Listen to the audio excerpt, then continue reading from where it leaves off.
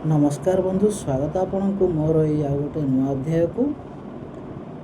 तो प्रथमे आपण को क्षमा प्रार्थना जे 2-3 दिन हम वीडियो न आसबारू।